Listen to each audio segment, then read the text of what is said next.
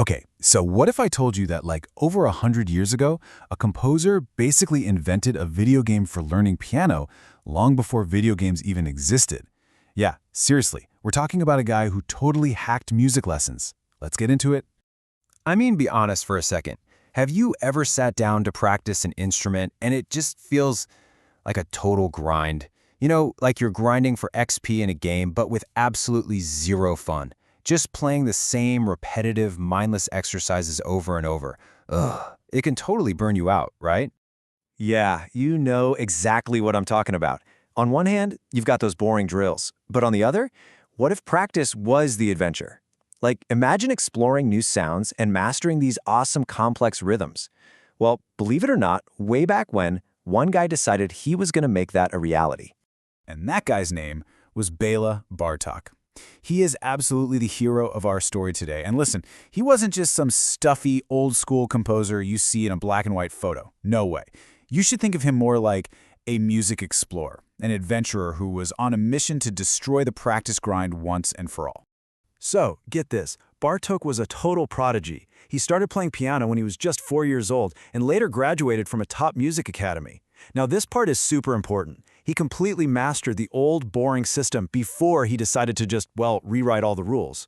And that's when his real quest began, right around the early 1900s. So you might be wondering, where did he find these new ideas? Well, he basically went on a real-life treasure hunt. He would travel to these super remote villages in Hungary and all over Eastern Europe, and he'd bring along a phonograph, which is kind of like an old-school audio recorder. And he'd actually record real folk songs from the local musicians. He was literally preserving ancient music that was about to disappear forever, and in the process, he was discovering all these incredible new sounds. Okay, so Bartók comes back from this epic quest with a ton of amazing musical treasure. So what's the next step? Well, he goes into his lab, so to speak, to start cooking up something brand new. He started mixing these ancient folk tunes he found with all these new, modern ideas. And this is basically his recipe. His base ingredient, always those folk melodies he collected out in the wild. Then he'd add in some really unusual scales. His secret spice was these complex, totally unpredictable rhythms. And for the final touch, dissonant harmonies, which are just sound combos that are kind of crunchy and unexpected. The result was a musical flavor that, seriously, nobody had ever heard before.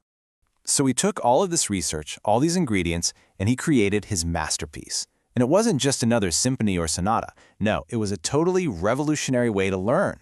He called it Mikrokosmos, and it's pretty much the ultimate skill tree for anyone learning piano. So, what exactly is Mikrokosmos? Well, it's this huge collection of piano pieces. But really, you should think of it like a game that's designed to take you from a level 1 beginner all the way up to a high-level master.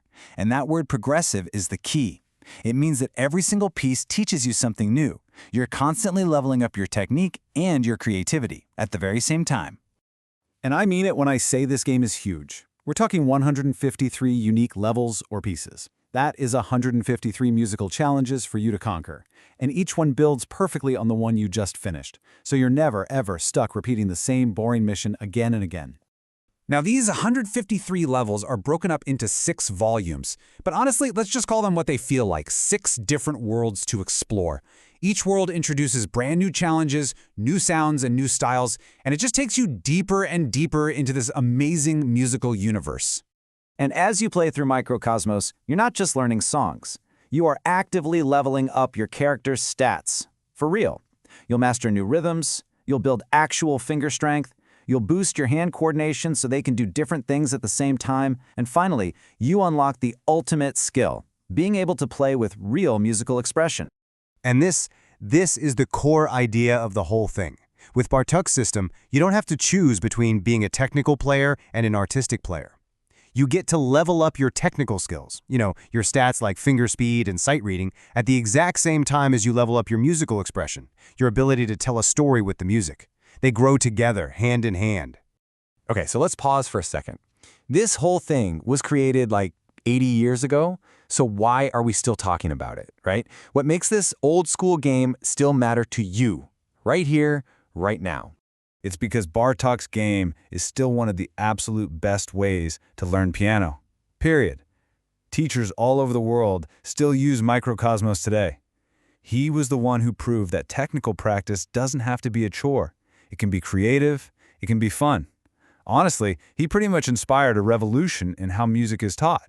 And that really is the heart of it. His entire philosophy was built on this one idea. You shouldn't have to spend years doing boring drills before someone allows you to make real expressive music. Nope. He believed you can, and you absolutely should, do both of those things right from day one. So, if there's one thing you take away from all this, it's this. Bartók showed us that learning music, or really learning anything, doesn't have to be a boring grind. It can be an adventure, a quest, where every single step is a new discovery. And that just leaves me with one final question for you to think about. If Bartók could turn piano lessons into this super exciting game almost a century ago, what else could we transform today?